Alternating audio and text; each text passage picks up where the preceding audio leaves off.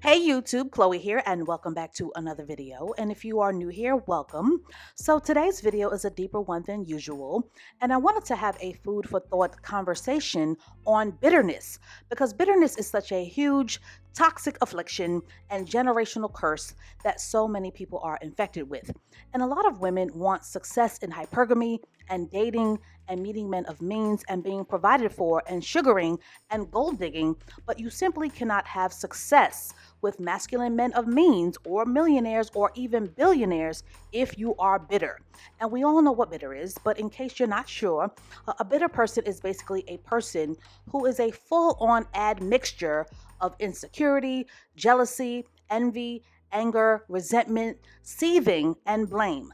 And blame is a huge blessing blocker. And blame is a debilitating mindset that makes a person a stick in the mud to be around.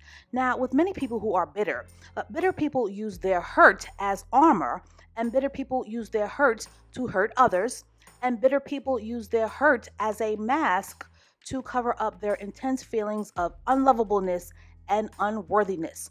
And bitter people are always fearful of witnessing the self improvement and elevation of others due to their low self worth and their even lower self esteem and their fear of being left behind. And the reasons why people hold on to bitterness very tightly is because bitterness does come with a few tricky benefits that initially seem worth it, but they are really conniving ego benefits, such as self righteousness and never apologizing and always feeling the need to be right and clinging on to what is safe and familiar. And bitterness overall is a recipe for keeping yourself in the sunken place. And people who ride the bitter bus are people who carry their bitterness everywhere they go, at work, at church, and when they're commuting, and when they're food shopping, and when they're doing their laundry. And so they ride their bitter bus and they ride it in a circle and they never get off of that bus and they ride that bus for hours and days and weeks and months and years at a time. And bitter people also weaponize their bitterness by trying to infect others with their darkness. And as the saying goes, misery loves company. And with the naked eye, most people are not attuned to the antics of bitter people because bitter people are masters at deception and hiding their bitterness. And bitter people are masters at wearing a mask. But the best way to identify a bitter person is by your experience of them. Bitter people are an experience, they are a feeling and a vibe, and bitter people turn pettiness into a professional sport. And they are simply people who you do not feel good being around. And this video is very important because to be successful in hypergamy, you will need more than the right hair and the right makeup and weight loss and the fashion and the script and the feminine baby voice to be successful with men, especially men of means. In hypergamy, you've got to drop the baggage.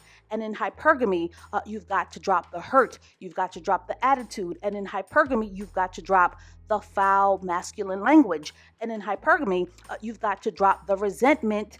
And in hypergamy, you've got to see the glass as half full. And in hypergamy, you have to drop the bitterness to attract better possibilities. And if you are blocked, and broken and bitter, while at the same time trying to slap on a wig and matching foundation over your bitterness, you will fail and fail hard on your mission to become a feminine woman. So, here are 7 ways to stop riding the bitter bus. Number 7, express gratitude.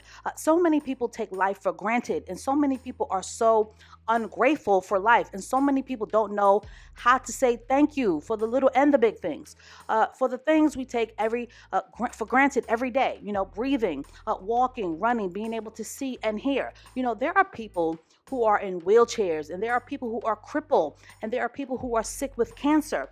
And what do bitter people do? They complain all day, every day. And being ungrateful is a huge part of having a bitter spirit. Number 6, be vulnerable. If you want to be successful at improving your femininity, you have to learn how to be vulnerable. Otherwise, hypergamy will feel mechanical, and you will feel like a fraud and a fake trying to be feminine. Being vulnerable literally means putting yourself out there to be open to the possibilities and the opportunities. And bitter people will always shrink away from opportunities.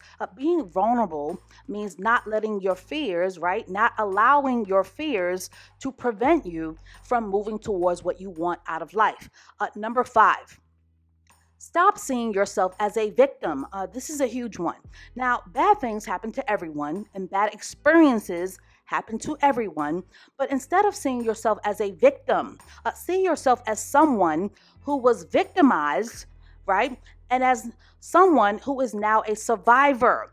When you see yourself as a survivor, instead of a victim, it creates an opening of possibilities. But when you see yourself as a victim, all that it does is create a dead end. And when you're at a dead end, there is no room to finesse or maneuver or grow. Number 4, let that hurt go. You know, when pain is held onto tight, it only increases and intensifies and multiplies. Pain held onto for a long time creates roots, and eventually those roots grow into furniture that won't move. So learn how to let go of that hurt by journaling, crying it out, meditating, exercising, and learning how to give yourself a positive outlet of release. Otherwise, you will be backed up and blocked with baggage and furniture, and it will block your blessings. Number 3. And this is another huge one. Forgive yourself every day. I've mentioned this before on my other videos. A lot of people are bitter towards others because they are bitter and unforgiving towards themselves. Everyone is human. Everyone makes mistakes, and mistakes are made to be learned from, not to beat yourself up about. Self-forgiveness is a huge part of feeling worthy, and self-forgiveness makes it easier for us to accept goodness, especially when we manifest it and when it naturally comes into our lives. Number 2. Let go of the past. No one has control over the past. The only thing that we have control over is right now. And right now is what creates, as cliche as it sounds, a better tomorrow. If you're always focusing on your failures and the failures of others and what you didn't get right and how someone did you dirty, how are you going to have a better tomorrow? Bitter people create bitter days that turn into bitter weeks and bitter months and bitter years and bitter decades and a lifetime of bitterness, all because they can't let go. Number 1, seek professional help. If your hurt is deep and traumatic and unshakable, seek professional help, because no one in the comments section, nor myself, is qualified to help anyone with deep-seated emotional trauma or issues. There is absolutely nothing wrong with privately seeing a professional, and there is nothing wrong with not knowing or not having all of the answers. So that's all I have to say on this for now. Bitterness is absolutely a blessing blocker, and bitterness on women expresses itself as a very powerful masculine energy that will only attract feminine deadbeats and dusty leeches.